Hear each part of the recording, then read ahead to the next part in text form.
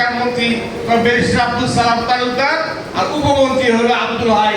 তাদের দুজনের এখানে আমাকে এই ব্রিজটা করার ভিতরে তার অবদান কিন্তু স্বীকার করতে হবে। আজকে আপনারা জানেন এখানে আমার এক ছোট ভাই অ্যাডভোকেট মন্ত্রী একটা কথা বলেছেন, জাগদল। আসলে সেই জাগদলের সংজ্ঞাটা সে দিতে পারেন নাই, কারণ তার বয়সে বা তখন কত ছিল।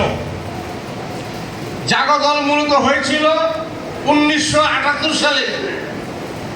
জিয়াউর রহমান যখন 1977 সালে হা না ভোটের মাধ্যমে প্রেসিডেন্ট হলেন, এটা আপনাদের মুরব্বীদের স্মরণ আছে, তখন সে মেজর জেনারেল জিয়াউর রহমান হা না ভোটের মাধ্যমে 77 সালে হা না ভোট হয়েছিল।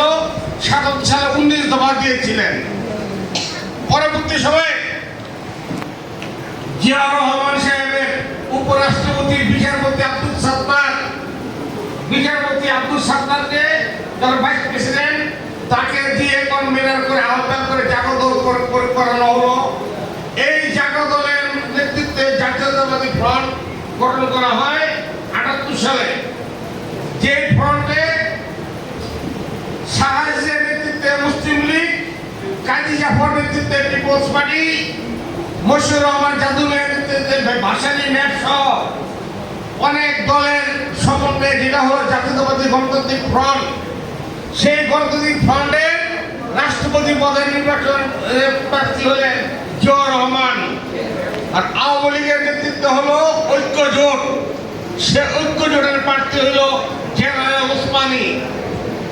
78 সালে নির্বাচনে গণতান্ত্রিক ফ্রন্টের প্রার্থী হিসেবে জিয়াউর রহমান রাষ্ট্র 1 কোটি ভোটের ব্যবধানে রাষ্ট্রপতি হলেন, নির্বাচিত হলেন।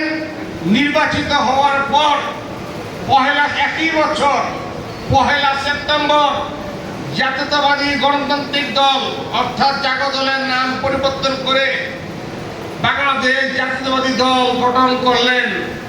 এই দলের চেয়ারম্যান হলেন শহীদ হিসেবে জানি। সেই জাগদল থেকে আমার রাজনীতি বিএনপি রাজনীতি আমার পদার্পণ। এখানে যারা বয়োজ্যেষ্ঠ যারা আছেন তারা আপনারা জানেন জাগদলের ইতিহাস, তারা আপনারা জানেন বিএনপির ইতিহাস। আজকে জাগদল যারা ছিলেন তার অনেকে বেঁচে আছেন, অনেকে বেঁচে নেই। জাগদল এখানে ছিল যে মহানগর না, শহর কমিটি ছিলেন। এই শহর কমিটি আমাদের ছিলেন আমাদের সাবেক এমপি অ্যাডভোকেট আবুল কালাম বাবা, সাবেক এমপি হাজি